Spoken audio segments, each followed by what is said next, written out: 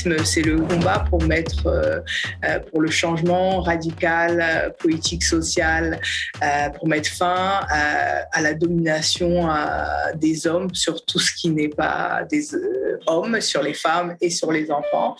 Et c'est un combat radical pour un changement de société. Donc c'est ça le féminisme.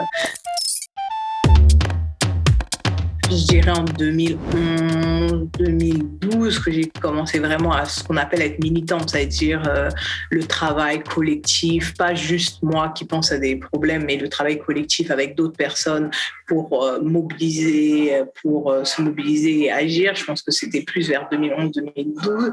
Et comme je l'ai dit plusieurs fois dans plusieurs interviews, mais dans des textes que j'ai écrits, je pense pas qu'il y a eu un déclic, que je pense qu'il y a eu une dérive. Voilà, c'est ça. Il y a eu une dérive et que chaque moment a radicalisé ma conscience politique. Quand les gens disent que le but du féminisme, c'est de prendre la place des hommes, une mauvaise compréhension de ce que c'est de lutter contre la domination. De lutter contre la domination, ça ne veut pas dire remplacer les personnes qui sont dominantes, mais repenser les relations de pouvoir qu'il y a entre les individus. Après, la deuxième chose que j'entends souvent quand les gens ils essayent d'apaiser les peurs des hommes sur le féminisme, qui disent « Ah, mais non, le féminisme, c'est bien pour les hommes aussi, etc. » Je pense que non, la réalité que c'est pas ça, c'est que si les luttes féministes aboutissent, les hommes, dans l'état actuel des choses, bien sûr, ils vont perdre des choses. C'est comme dire le socialisme ou l'aboutissement de la lutte des classes en faveur du prolétariat, c'est bon pour les bourgeois. Non, les bourgeois, ils vont perdre des choses.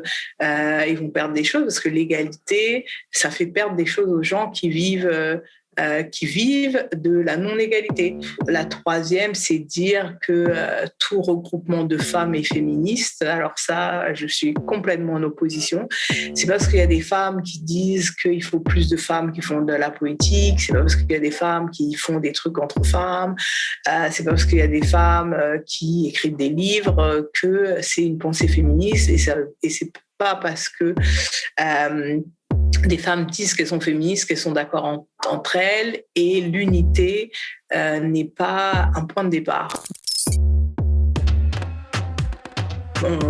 Je vis dans le doute perpétuel, dans le doute de est-ce que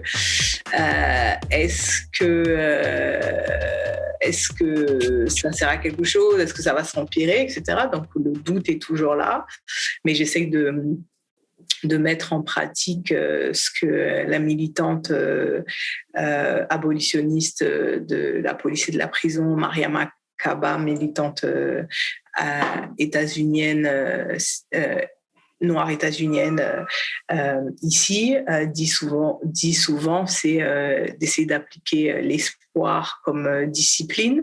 Et l'espoir comme discipline, ce n'est pas être positif, c'est pas dire oh tout va bien se passer.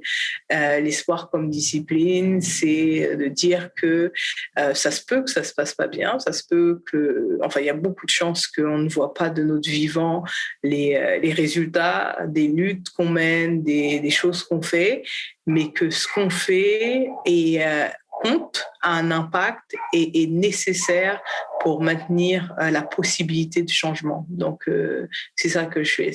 C'est de me dire que ce que je fais est important et est nécessaire pour que les chances que ça change, les chances qu'on vienne à bout de la suprématie blanche, de l'hétéropatriarcat, du capitalisme, restent les plus nombreuses possibles et restent ouvertes. Donc voilà, donc je fais ça, c'est ça qui me maintient, c'est de dire que ce que je fais est nécessaire.